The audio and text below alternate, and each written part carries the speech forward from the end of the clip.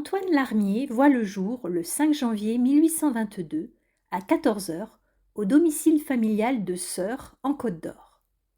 Il est le fils de Nicolas Larmier et de Pierrette Marais. Ce mariage est le second pour Nicolas. Il avait été auparavant uni à Christine Camusot. Cette première union avait été marquée par les deuils répétés d'enfants. François, né en 1794, décédé quelques heures après sa naissance. Jacques, né en 1794 et mort à 25 jours. Un enfant de sexe masculin, né sans vie en 1797. Anne, née en 1799 et décédée à 1 mois et demi.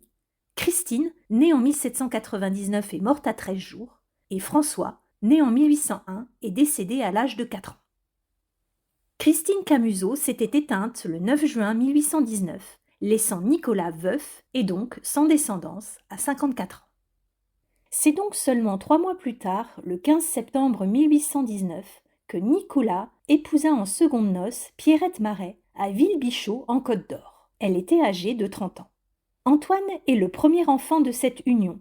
Sa sœur, Anne, née en 1824. Une autre sœur, Jeanne, née en 1826, décédera elle à 5 ans. Un frère, Claude Nicolas, naîtra en 1828, mais décédera à l'âge de 8 mois. À la naissance d'Antoine, sa mère était manouvrière et son père cerclier. Il abattait des châtaigniers et façonnait des brins afin de fabriquer le cercle des barriques qu'il revendait à des tonneliers. Mais le destin frappe encore durement la famille Larmier en cette année 1828.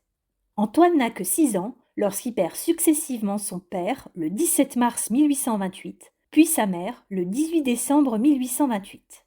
Les causes de ces décès successifs nous échappent, mais la France est alors marquée cette année-là par de violentes épidémies de choléra, de variole et de peste. On ignore aujourd'hui qui prit soin d'Antoine et de sa sœur Anne jusqu'à leur majorité. Antoine s'élève par son travail. Il devient charpentier, puis maître charpentier, dirigeant ses propres chantiers. Il s'installe à Lyon, dans le 3e arrondissement, rue Madame, aujourd'hui rue Pierre-Corneille.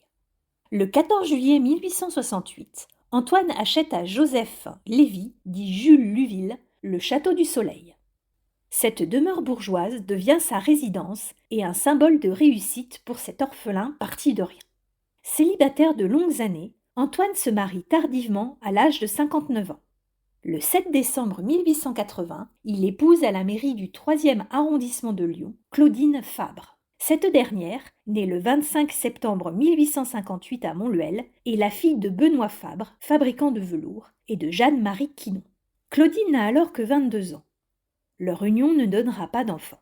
Le couple s'installe définitivement au Château du Soleil. Mais le bonheur est de courte durée. Antoine s'éteint 4 ans plus tard, le 10 octobre 1884, à 17 heures, à l'âge de 62 ans, dans sa demeure de Bénaud. Sa jeune veuve, Claudine Fabre, âgée de seulement 26 ans, hérite du château.